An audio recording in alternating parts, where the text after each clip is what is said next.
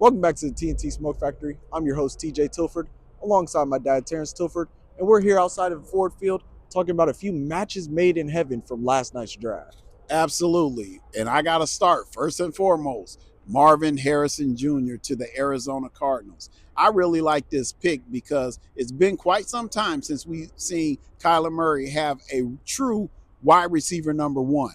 And even the wide receiver number one that he had in the past, D Hop, he was an age. So now you get a young talent coming in who's already proven that he has all the skills to be a wide receiver number one and a big target for Kyler. I like to see how this is going to match up. I think it's a great pick. The thing I like about this pick the most, Kyler Murray, he's a quarterback that can extend a play. He has great pocket presence.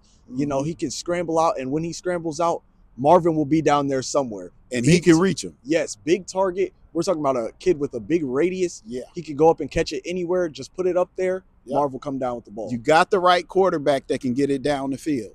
Agreed. J.J. McCarthy, Minnesota. I think this is a really good pick for them. They've got the weapons around to help the young quarterback, Justin Jefferson, best wide receiver in the league. Jordan Addison has proved that he can be a ball in the league as well. Yeah. Now, my worry with this is I don't like to see quarterbacks like this get thrust into a situation where they got to be QB1 on day one. You're talking about a quarterback who really didn't throw for 300 yards, I think only 3 times in his NCAA career. So that worries me a little bit. But you're right in the sense that it's a match made in heaven, because when do you ever see a young quarterback like that get surrounded by the weapons that he has? Yeah, and like you said, not a lot of 300 games. I think the receivers' yards after catch are going to carry him to 300. I think he'll have 300 now. Xavier Worthy. Dare I say, welcome back to Kansas City, Tyreek Hill.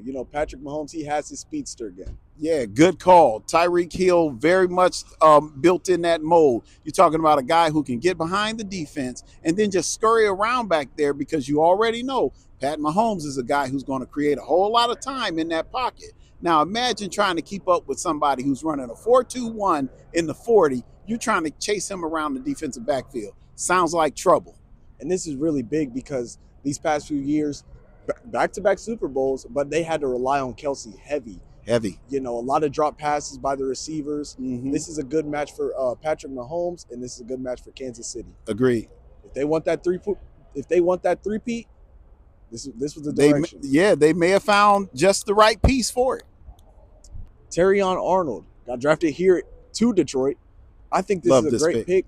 And the thing that attracts me to this pick so much is that Terrion Arnold is just a good person. Right. We saw the clip of him giving that jersey back to his janitor. He has that heart, I think, that attracts Detroit.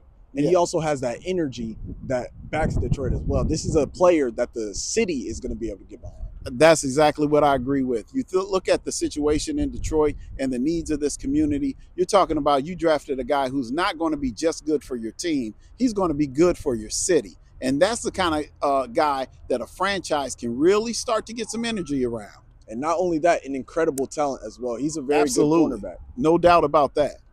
Those were the matches made in heaven last night from day one of the NFL draft. But don't go anywhere. I'm sure there'll be more coming tonight. We'll see you guys then.